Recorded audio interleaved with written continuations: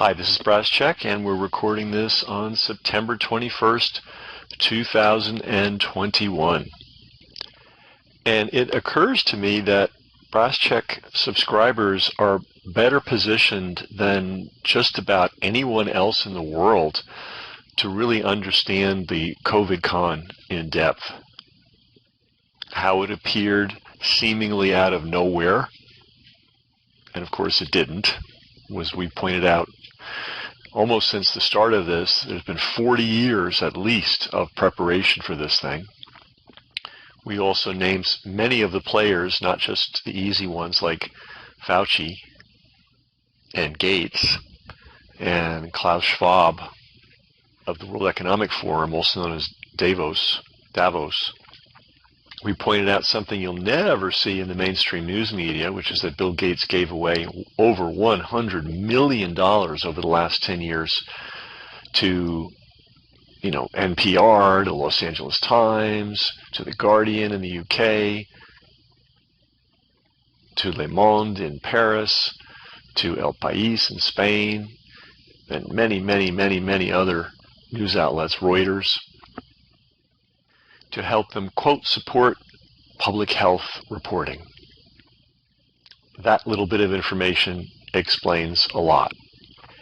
And I know that our research is unusual and valuable because we've been providing Robert F. Kennedy Jr. with material for his new book on Fauci, which hopefully will come out before the end of this year. And very often we get a one-line response, wow, exclamation point. So when someone who's that plugged in and has that big a group of researchers helping him sends a wow response repeatedly, you know you're getting really good stuff from Brascheck. So you probably noticed these three logos on the screen. On the left, the Nazi logo. On the right, the Bolshevik logo. And in the middle, the current COVID con coup logo. And back in March of this year, we did a long program entitled It's a Coup. It's something that we've been saying a long time, but we'd never made a complete program on it, and we did, and we went into great depth on the subject. And we'll have the link below for you to watch that video, to refresh yourself, or if you missed it, to watch it again. Because truly, that is the only way to understand what's going on. I think it's obvious to anybody with more than a 50 IQ that this has nothing to do with medicine and nothing to do with science. It's a propaganda war with us as the targets, and it is a power grab. And that's it. There's really no more to it other than the details, and that's what we're going to get into right now. So you may say, what relationship do the Nazis have to the Bolsheviks, and what relationship does that have to the COVID con coup? That's a very reasonable question. However, I'll say if you've been a long time subscriber to Brascheck, you already know the answer. We put this video out in 2011, and we'll also put the link to the full video below. And it explains that what appear to be independent operations, the rise of the Nazis in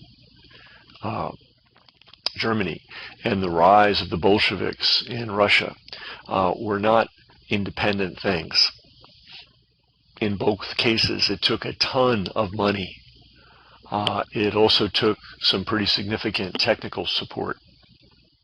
The Nazis received a lot of help from U.S. sources in the development of their own propaganda campaigns. And each one of these historical events represents a coup. I mean, Germany was a pretty advanced place, culturally, socially, scientifically, before the Nazis took it over and destroyed the country. Russia had a lot of trouble for sure, but the Bolsheviks certainly did not improve on things.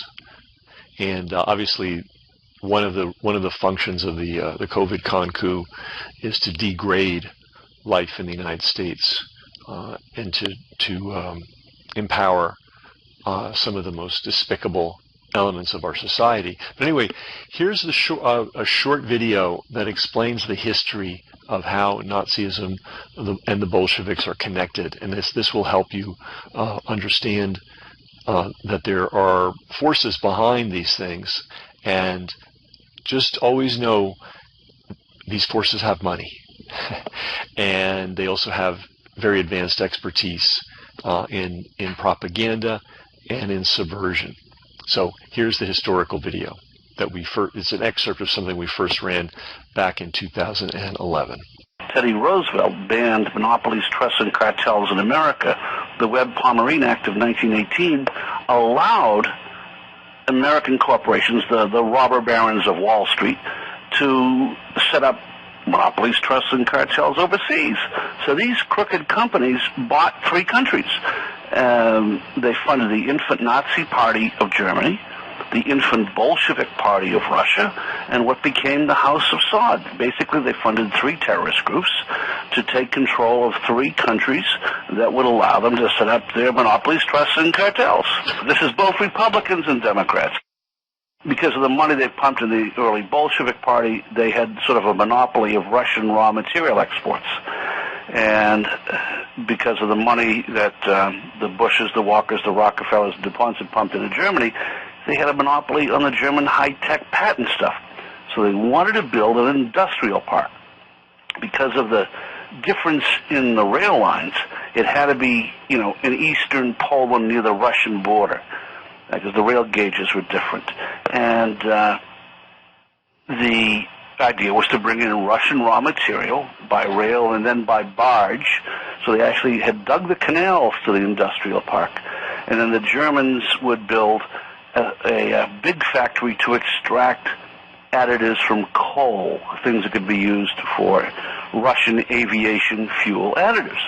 Now, so they had to have a place near a big coal mine. That was the province of Silesia, on the Vistula River where the canals could be dug, and near the Russian border. So they picked the little Polish village of Auschwitz.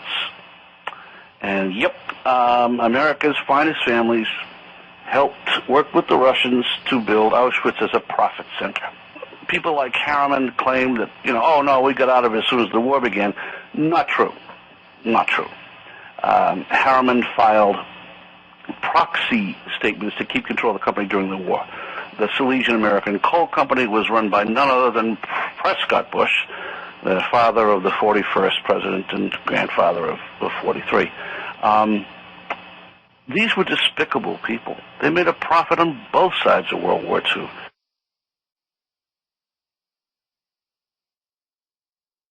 How the American investors got their money into Nazi Germany and got it out again. What Roosevelt wanted to do was to use the bankers' trial to have the German bankers point the fingers at their American partners. And then that would cause a public outcry, and Roosevelt could put the American robber barons on trial for aiding the Nazis for treason. Giving aid and comfort to the enemy in time of war is treason.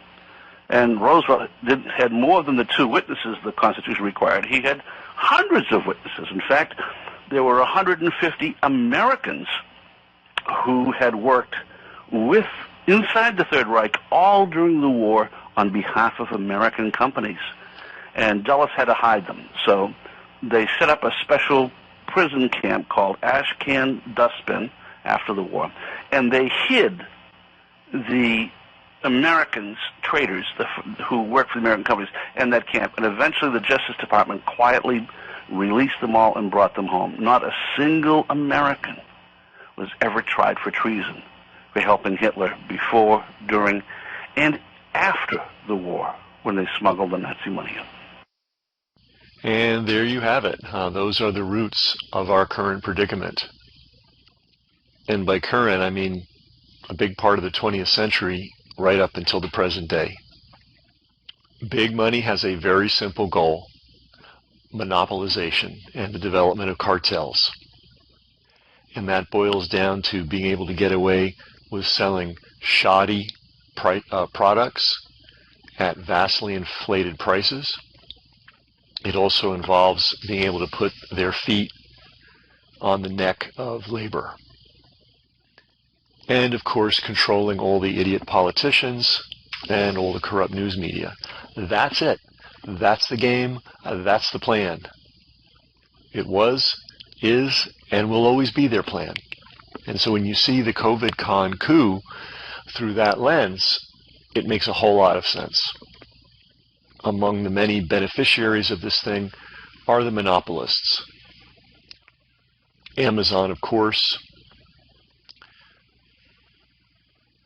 and now the tech companies, Gates's Microsoft, plus Gates's vaccine empire, plus Google, the ever despicable Google, and all the other social media tech companies. It even goes to the level of simple industries like dining, right? So all the big chains have been benefited tremendously by this, and all the small family-owned, people-owned restaurants have been devastated.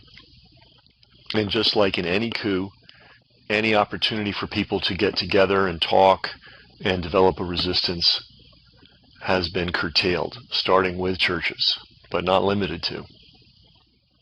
Remember the original directive?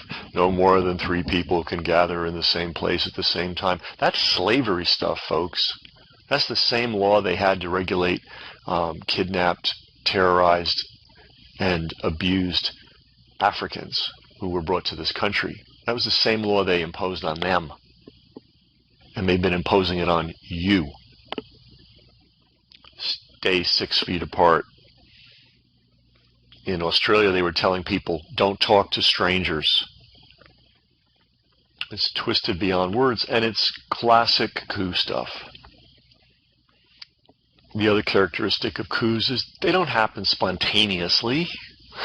That's ridiculous. There's always planning. There's always preparation. And that preparation involves things like subverting the news media. Check. Can check that off our list. Subverting politicians and or putting idiot politicians in place. Check. Check that off the list. In this case, they used health medicine and public health as their pretext for taking power. Quite brilliant, frankly, because all they had to do was subvert the already corrupt medical industry. Not much effort needed there. That subversion has been going on for over 100 years. And with one of their men in place, Fauci, they had also corrupted all the universities, all the research universities, and all the individual researchers and all the medical journals. So they could check that off their list. So all this the ground was prepared for all this over the many, many, many decades. And we can call it a biosecurity state. You see, once they lose one boogeyman or one method for control, they feel the need to substitute another one. So we had, for decades, we were worried about the dangerous Soviet Union and the communist threat. Of course, they were no threat to us. The only threat they were their own people. China wasn't going to invade us. Russia wasn't going to invade us. Remember the insanity of we've got to invade Central America because Nicaragua might invade us? Cuba wasn't going to invade us.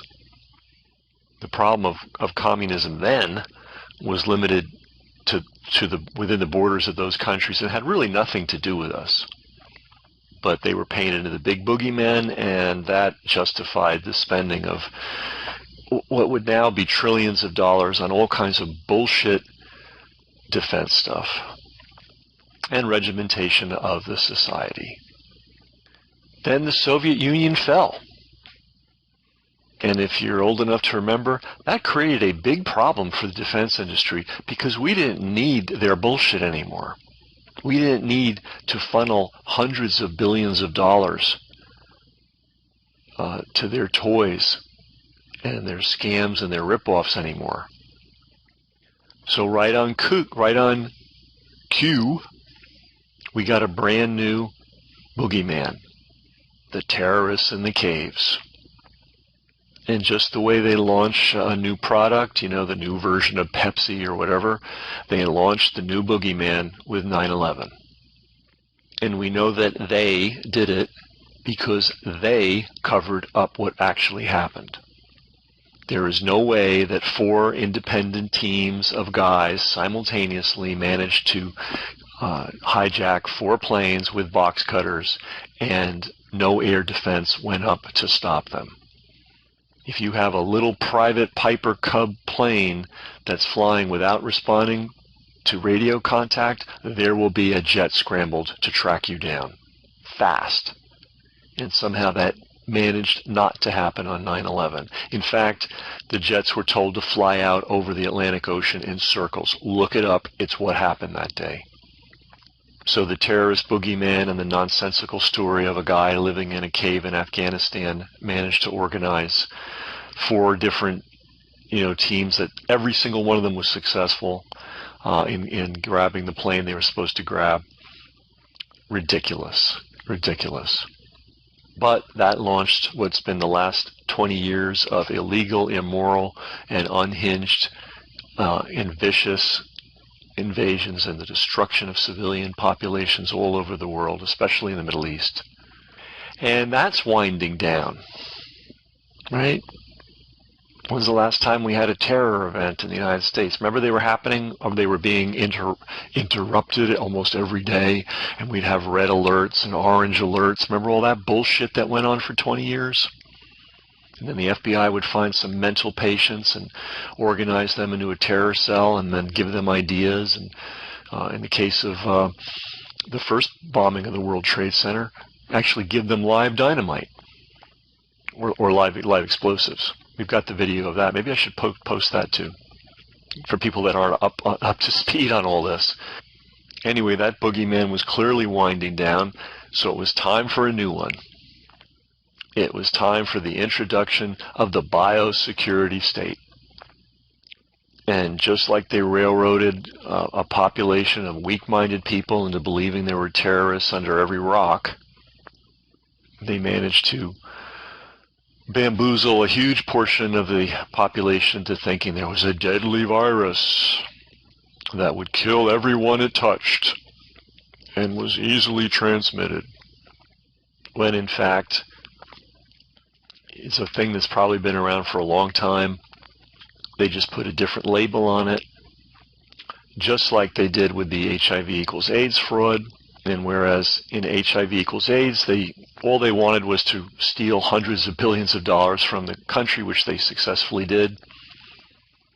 And they limited their targets to a few segments of the population: male homosexuals, Africans, and African Americans, especially pregnant women and their infants. They limited that scam to those targets. In this case, they went after all of us with their biosecurity state. And they don't have a flag or an armband, but they do.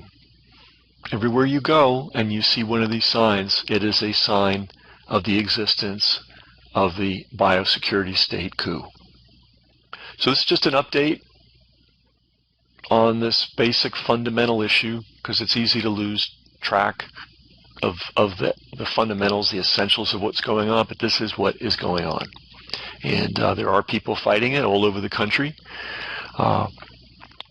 If you know a group, a good legitimate group in your area, I strongly recommend that you join and support them, because this is really the fight for our lives. And of course, the real goal for all this on the commercial side is to add yet another vaccination burden that we've, in addition to the ones that we've already put on children. Just a reminder for people that don't know, if you were born in 1960, let's say, maybe you had 4 or 5 vaccinations in your entire life. It's not unusual for children now to be receiving 40, 50, 60, 70 different vaccinations by the time they're 18. and many of them are mandated. You cannot get an education. So this biosecurity state, kind of already existed to a degree, but again, the targets were limited. The people affected were limited. With the HIV equals AIDS scam, again, male homosexuals, Africans, African American women and their newborn children. With the ongoing vaccination industry scam, the real victims have been children. And we can see that. It was reflected in their health. And one of the barometers, of course, is autism. Autism was so rare once that if you wanted to find somebody who had autistic characteristics, you'd have to get on a plane and fly to one of the researchers that was making that his life's work, and there were only a few of them. And about 15 years ago, 1 out of 150 children started showing some signs of autism. Now it's up to 1 out of 50. The only thing that's changed in the life of children during this catastrophic epidemic, a true epidemic of a serious disease, the only thing that's changed in their lives is the increase in vaccinations they've gotten. Nothing else has really changed. Okay, maybe they've got smartphones. That didn't do it. They're certainly eating the same crap they were eating 20 years ago, so that didn't do it. The thing that's pushed people over the edge, pushed children over the edge, appears to be vaccinations. And that's one of the things that they are struggling mightily to do right now, to make sure that every child in America is compelled to get this vaccination. But that's not the whole picture. The total picture is a coup. This is a coup of moneyed interests, of people that want more and more control over you and your life and the life of your family and the people in your community. That's really what it's all about. We're not dead yet, but I'm really recommending to everybody, if there is a group that you can join and support and help, now's the time to do it. Anyway, you're not getting this material from anywhere else that I'm aware of. And I kind of got confirmation of that from Robert F. Kennedy Jr. when I keep getting wow to all these details that we've been sending him over the last 6 months or so. It's free to you, but it is not free to us. We've got a server bill every month, an email management bill every month, a tech helper bill every month. The bills are relentless. We give the subscription away free to anybody that would like it, but we have people that pay for their subscription. And if you are able to do that, your help would be gratefully received, because it would be great if this thing was on a self-supporting basis and not being subsidized by yours truly. To all our supporters, thank you very much. To people that aren't yet supporters, think about it. You get the news media you deserve. And if at a minimum, just save this, share this stuff, because again, people are not going to find this anywhere else. Believe me, I'm looking, and I would love to refer you to another source, but we're not really finding it anywhere. So anyway, this has been Brass Check, and see you next time.